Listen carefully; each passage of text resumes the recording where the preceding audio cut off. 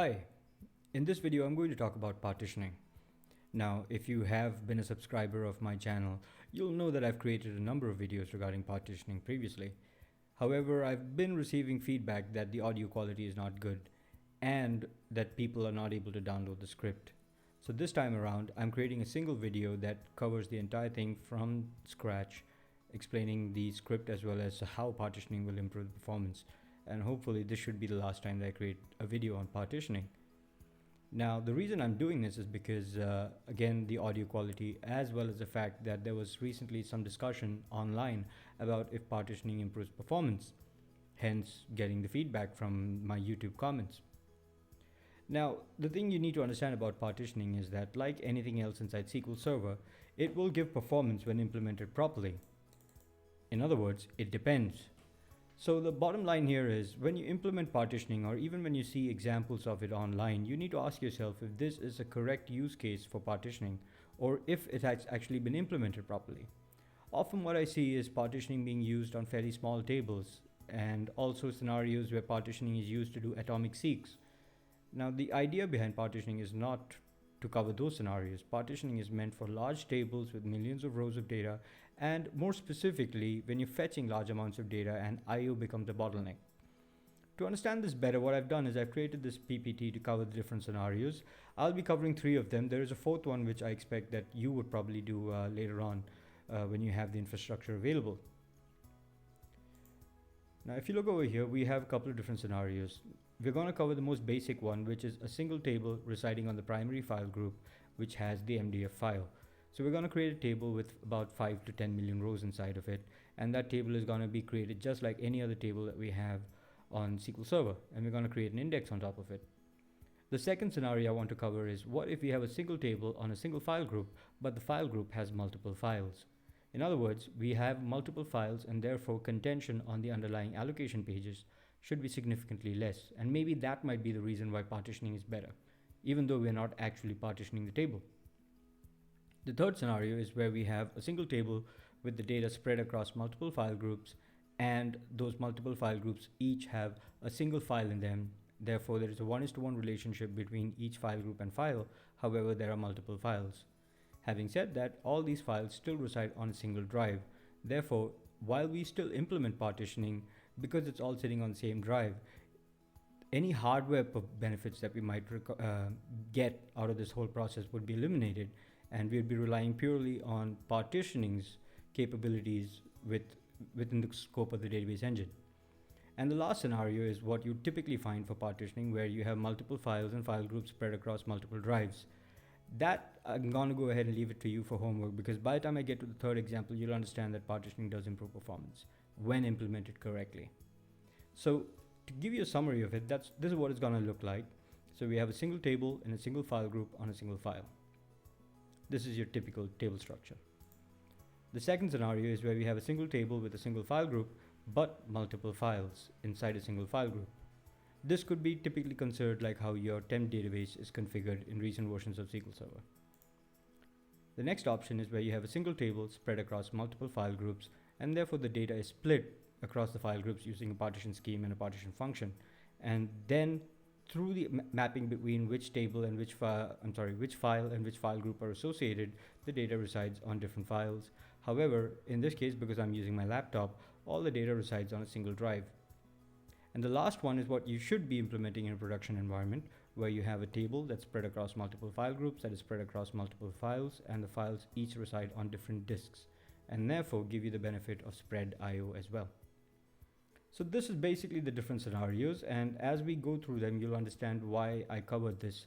So I've created a script over here, which I'm going to go and share with you later on as a link in the video. And the first thing is, we're going to create a brand new database, so it's going to be called Partition Demo. This script takes some amount of time to run depending on your hardware configuration. I already have a database available, but I'll go ahead and run this again if you want it later on, and I'll cut out the portions that don't need to be seen. So you can see here, we start off with master database. We create a database called Partition Demo with all the defaults. The idea being that we don't want to do anything special, and we want to purely stick to what partitioning can do. Again, because I'm inserting a lot of data, I don't want my transaction log file becoming a factor in this. So I've gone ahead and set the recovery model to simple. Not that it matters with within the scope of partitioning. The other thing is I've gone ahead and added a file group. Now you'll see here I've got my primary file group and I've added a new secondary file group. The reason why I've added the secondary file group is to cover the scenario here where we have one file group containing multiple files. So as you can see here, once I create my single file group, I've gone ahead and added 7 different files into the file group. They all have secondary as their file group, as you can see here. So that's the basic plumbing that we need to do for creating a single table with a single file group but multiple files. And here's the plumbing that we need to do for creating partitioning. So you'll see I've got my partitioning file groups. I've got 1, 2, 3, 4, 5, 6, 7 different file groups and one file in each file group, as you can see here, P1, P2, P3, P4, P5, and P6. So this is the basic infrastructure, or not infrastructure, but the basic setup that you need when you create partitioning. The only difference being that in this case, I've configured all the drives as G drive, and in a production environment, you might find yourself configuring it as G, H, I, J, K, L, etc. Once that's done, I get into Partitioning Demo and I create a table, as you can see, a single file. And you'll notice that the column names are related to the DMV sysdm OS performance counters. So I've gone ahead and created a single file which resides on the primary file group. I've got another table called multiple files which resides on the secondary file group, and therefore it will use the spreading of data across multiple drives. And because again everything is created from scratch, they will all fill up together as well as grow together. The next thing is I need to populate some data into these tables, and therefore I've got the script over here which basically queries performance counters. I've looped it with sysobjects. I've cross-joined it with sysobjects basically so that I get about 100,000 rows with each iteration. So 50 times means 5 million rows. Again, if you want to go ahead and do for multiple larger volumes of data, you can just simply change the batch size over here. So this is for 5 million rows. And the next thing I'm doing here is I'm going to go ahead and there is a column called counter type, which I'm going to spread it across 16 different segments basically, or 16 partitions. The reason I'm doing this is because I want to demonstrate to you also how partitioning works in this case of ranges, which is basically a huge chunk of data.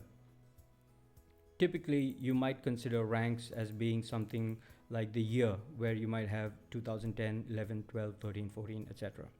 So the intention with this particular column is to show you not just atomic seeks, but also scans. The next thing is inside my database, I'm going to create a new table called partitioned, which is going to fetch all the data from single file table and insert it into the partition table. After that, I'm counting the number of rows and breaking it up into 7 different partitions because I've got 7 different files. And you'll notice here that I'm doing this on an integer column, and that column is actually going to be the ID column, which is an identity key primary key column, as you can see here. So here I'm not using the counter type, I'm using the primary key just like how you would see in most examples on the internet. Next, what we're going to do is once we go ahead and load this data into this table called partitioned, we need to map or bind this partition table with a partition function and a partition scheme. And that's what the script here does. So you'll see that what I'm doing is I'm doing a count of rows in the table, followed by dividing it by 7, so that I have 7 equal partitions where the number of rows in each partition is exactly the same. And then I create my partition function and my partition scheme. And again, because the table already contains data, I need to rearrange the data, and therefore the clustered index will do that for me using the partition scheme. Right. So at this point, what we have is 3 tables that look exactly the same, except for the fact that one is partitioned, the other is loading all its data in a single file, and the third one has all the data spread across multiple files, but not partitioned.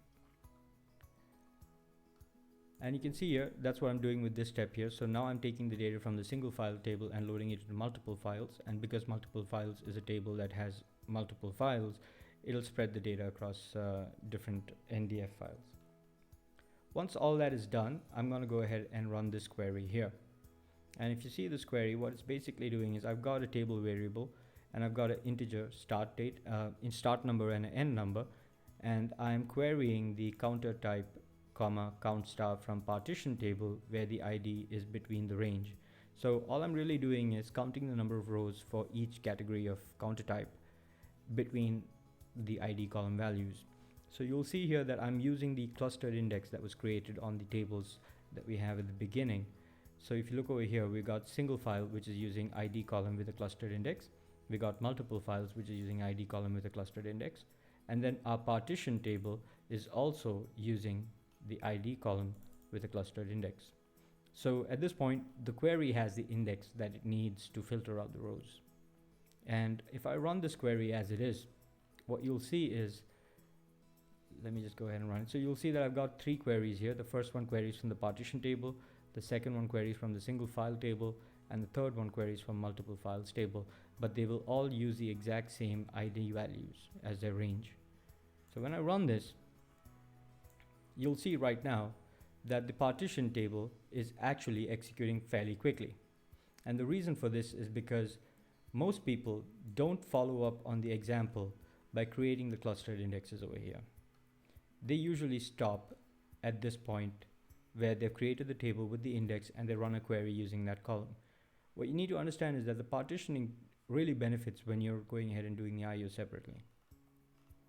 So if you look over here, you'll see that by just creating the non-clustered index on the right column on the partition table, you'll see that the partition table returns the data in 93 milliseconds, whereas the other two tables return the data in 440 and 420 respectively.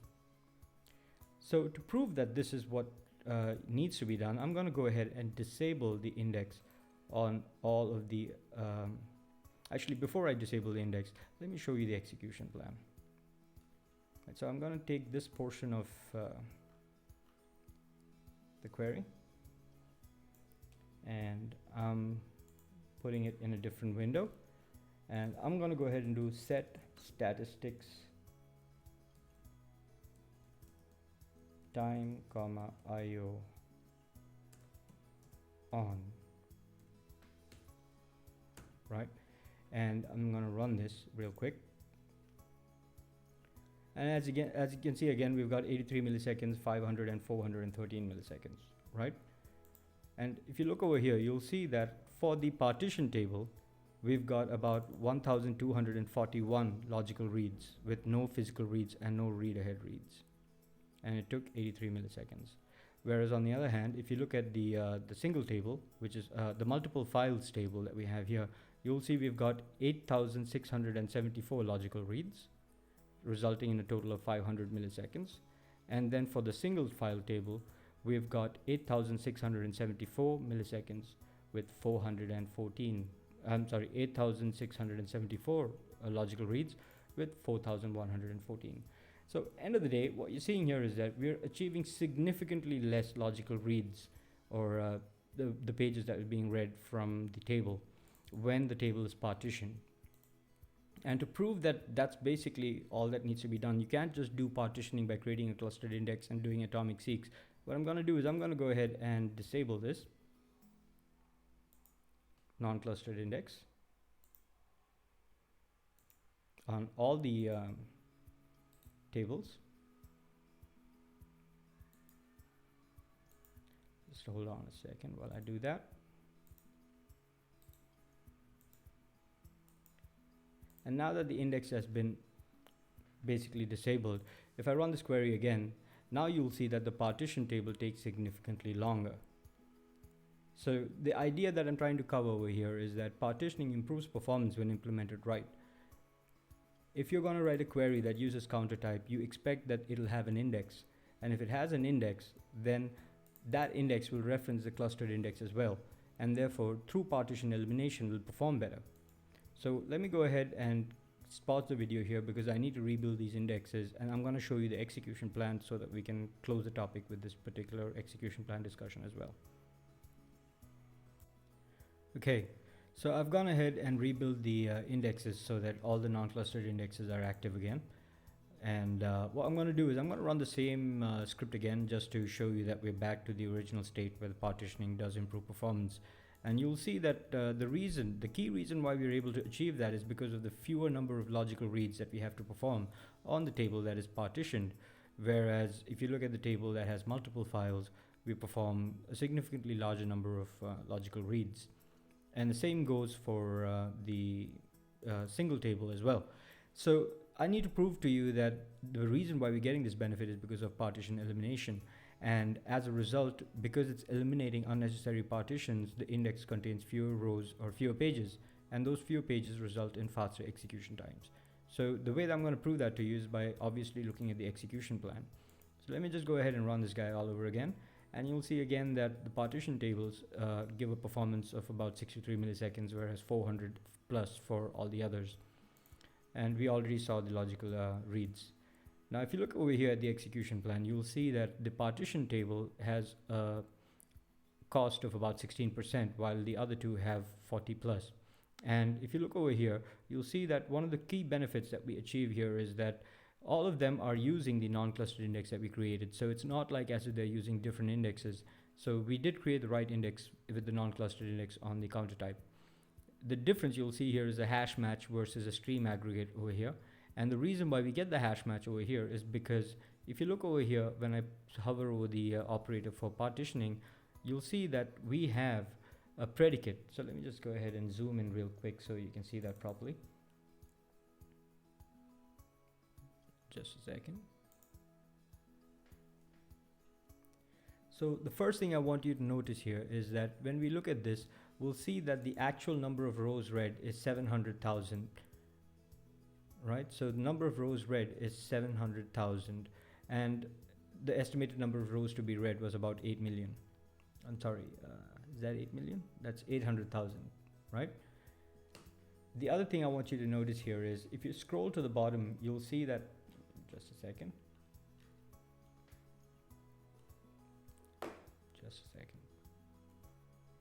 If you scroll to the bottom, you'll see that there are two predicates being applied here. The first one is the predicate on the indexed column, which is ID, to filter for the range that we have specified in our query.